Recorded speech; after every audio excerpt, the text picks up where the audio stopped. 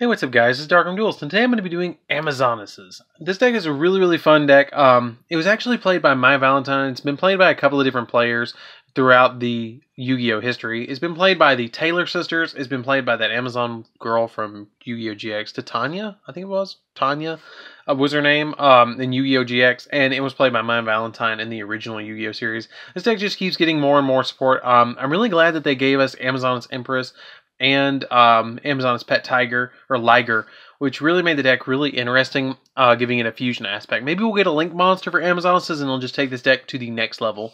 So, I'm really excited to see what this deck can do. I've been playtesting it quite a lot recently, and it's just a really fun deck, like, overall. So, let's get straight on this, guys. Don't forget to like, comment, subscribe, hit that bell in there so you can be part of the notification squad, and we'll get straight on into this. So first off, we're going to be playing 3 copies of Amazoness Princess. Her effect is that when she becomes Amazoness Queen while on the field or in the grave, and if she's normal or special summon, you get to add an Amazoness spell or trap from your deck to your hand. And you can only use her effect once per turn, which kind of sucks. And when she declares an attack, you can send one other card from your hand or field to the grave to special summon another Amazoness monster from your deck. So you can special summon out Amazoness Queen from your deck, which is amazing, just right off the bat. So that's why we play 3 copies of Amazoness Queen. She makes it so none of your Amazonesses can be destroyed by battle, which is a crazy effect, and I love that ability, that she just protects them all. She's kind of like the overseer of them all, which kind of can hinder your opponent, because you can just switch them to defense position and make it so your opponent can't really do anything. Then we play 3 copies of Amazoness Swordswoman. Originally, when I used to play my beatdown deck, I actually played her as a one-of. Like old school Yu-Gi-Oh! I played her as a one-of. And it was just a really awesome thing to be able to do, to play Amazoness Swordswoman as a one-of. Because your opponent takes all battle damage from battles involving her. And I absolutely love that effect, that it just makes it so your opponent is more, they're more protective of their monsters. And it's really hard for your opponent, like, once you establish Empress, or not Empress, but some Queen on the field and get a Swordswoman on the field, then you attack into a monster like a Boral Sword or something like that, they're going to take 1500 every time you swing at them with this. You can put her in defense, put her in attack, swing, and they take damage. And they can't switch their monsters to defense position. And these can't be destroyed by battle, so if your opponent doesn't have a way of dealing with Queen, they lose. So, it's a really interesting way of being able to just OTK your opponent by just swinging at them with Swordswoman over and over and over again. And then I play 3 copies of Amazoness Spy. Amazoness Spy actually lets you special summon her from the hand. You can reveal another Amazoness monster in your hand, special summon her, and then she also has the effect of once per turn, when this card is destroyed by battle and sent to the graveyard, you can target as the Amazoness monster in your grave and add it back, or return it to your hand, or shuffle it into the deck. Usually, I'm going to return it to my hand unless it's a queen and I've used all my queens, which sometimes can actually happen. And I'll just return her to my deck and then use Princess, summon her, attack, special summon her back out, and I've established a lock all over again. So it's really easy to do. It's really easy to do, especially with Amazon's Onslaught and stuff like that in the field spell. It's just super easy to establish Queen plus Swordswoman. And then I play 1 copy of Amazoness Sage. She's kind of like Lila in the same way that she's standing like her, and she has the effect that she targets and destroys like battle, or she destroys spell and traps. At the end of the damage step, if this card attacked, you can target a spell or trap card your opponent controls and destroy it, which is cool. But it's really kind of uncanny. She's kind of like standing like Lila. I just took a Lightsworn deck profile, and it just reminds me of that. Then I played 2 copies of Amazoness Tiger. You can only control 1 copy of it, and this card gains 400 attack for each Amazoness monster you control, and your opponent cannot attack any other face-up Amazoness monster except it. It gets pretty big really quick, especially if you get Mrs. Radiant on board. It gets even bigger. It goes up by 500, just off of Mrs. Radiant's effect. Then I played 2 copies of Amazoness Baby Pet Tiger. I love this card. It's so adorable. It made me want to play this deck. It's just freaking cute. This card's name becomes Amazoness Tiger while on the field or in the grave. And if an Amazoness monster is normal or special summoned to your side of the field while this card's in your hand or grave, you can special summon it once per turn. And then it gains 100 attack for each Amazoness in your grave. So it can get decently big. But the main thing that you use with this is you summon it out, and then you link it away. Like, you immediately link it away.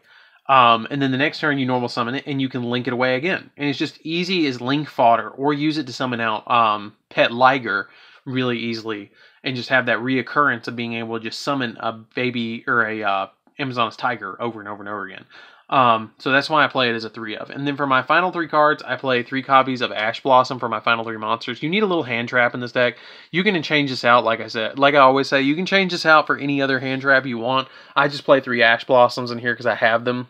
If you want to play 3 Effect Veilers, play 3 Effect Veilers. If you want to play, if you want to drop like 1 Tiger and put 2 Effect Veilers and 2 Ash Blossoms, you can do that. Just however you want to do it, you can do it. But I like playing just the 3 hand traps. So that's it for the monsters, guys. Let's get into the spells. So we do play traps in this deck too. So for the spells, we're going to play 3 copies of Call by the Grave. You just need 3 copies of Call by the Grave, because actually I had one subscriber say something to me in a comment. Okay, he said, and it really stuck with me. I don't remember who it was. And if you're watching this, I just really quickly want to tell you thank you. You need to consider every time you build a deck, if I get hand trapped, do I end my turn? So that's why I love playing Call by the Grave, because it allows you to say, okay, no, I don't end my turn if I get hand trapped. I activate Call by the Grave, I save myself, and then I continue to play. So yes, some decks do end their turn if they get hand trapped, but at the same time, Call by the Grave gives us that cushion to where we don't have that problem anymore. Then I play 1 copy of Rhoda because everything's warrior just about except for Baby Pet Tiger and the Tiger. 1 Foolish Burial so we can send Baby Pet Tiger to the grave. 2 copies of Terraforming because you can add the field spell to hand, which is Amazoness Village. 3 copies of Amazoness Call. You get to target 1 Amazoness card in your deck. Or take an Amazoness card from your deck and either add it to your hand or send it to the grave. And during the main phase, you can banish this card from your grave and then target 1 Amazoness monster you control. This turn, that monster can attack all monsters your opponent controls once each. Usually, I do that and get Swordswoman on the field and attack everything. So, or I get Queen really big and I attack everything. Or you can use Empress and attack everything and just go in at your opponent. Then I play 3 copies of Amazoness Village. This field spell is really amazing. What it does is basically, if all face-up monsters are on the field, gain 200 attack that are Amazoness monsters, and once per turn, when an Amazon monster is destroyed by battle and sent to the grave, you can special summon 1 Amazoness monster in your deck with a level less than or equal to that monster.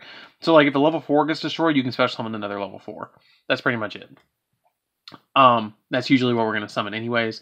But that 200 point boost kind of helps and hurts because I don't want that 200 point boost with Swordswoman. I won't be able to inflict more damage to my opponent. But if they're going to get destroyed by battle, I might as well have this on the field to be able to replace them. So then we play 3 copies of Polymerization because I really want to go into my fusion plays quickly.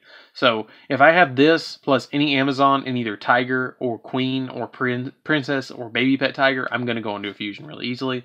And then Fusion Recovery is a 1-of because I can use it to get back a Polymerization of fusion material that I used. So that's it for the spells, guys. Let's get into the traps. So we only play 3 traps in the deck anyways, so it's really quite simple to what we play. So let me clear these away and I'll show you. So for the traps, we're playing 3 copies of Amazoness Onslaught.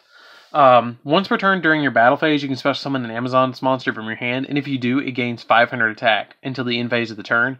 And then it also, if an Amazon monster battles an opponent's monster while it's already face up on the field, and this card's already face up in Spell Trap Zone, you can banish the opponent's monster, and if this card on the field is destroyed and sent to the graveyard, you can target an Amazoness monster in your grave and special summon it. So it replaces itself, it banishes opponent's monsters, and every time you attack, you get to summon another Amazoness. So that's why it's a really good 3-of. I never would play this at anything less than 3 in this deck because it's just an overall amazing card. So you've got to play it at 3. So that's it for the main deck, guys. Let's get in the extra deck. So for the extra deck, we're going to be playing 2 copies of Amazoness Empress.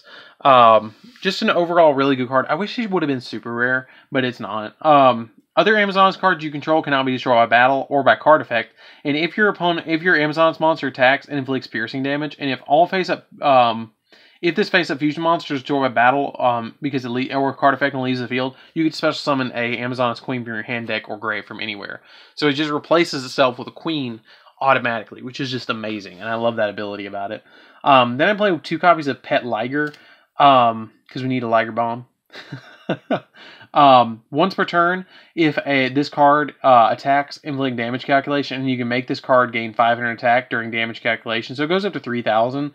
And if your Amazoness monster is attacked by an opponent's card effect after damage calculation, you target 1 monster your opponent controls, and it loses 800 attack. Monster your opponent controls cannot target Amazoness monster you control except this one. So it makes a really good beat stick, and it's just it's an overall card that I use to push with. Usually I'm summoning Empress over this, but I like it as 2 of. So let me play Boral Sword just to kind of help us OTK a little bit more. Boral Load, same reason. Unicorn because I want to be able to bounce stuff.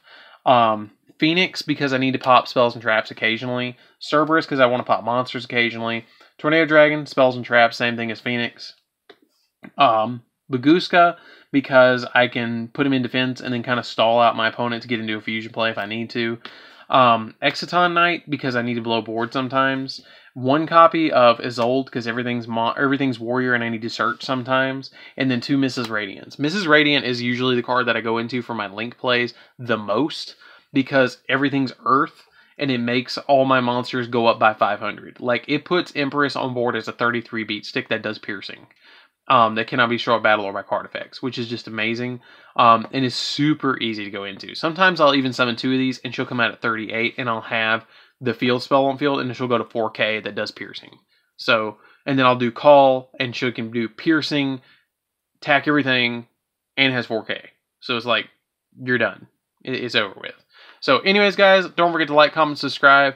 Tell me what you think of this deck profile down in the comments down below. It's a really, really fun deck. I highly recommend playing this deck. It's just a really, and it's cheap. It's really a cheap deck.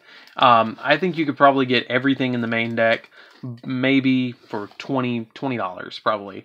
The extra deck, you could get everything besides the really expensive stuff like Boral Load, Boral Sword, and maybe the... you really only need Mrs. Radiant in this. Like, you could go get away with that and play the deck. So you may be out like $3 or $4 for the extra deck besides the staple stuff, which you probably already have. So anyways, guys, don't forget to like, comment, subscribe. Hit that bell in there so you can become a part of the notification squad, and I'll see you guys in the next video. See you around, guys.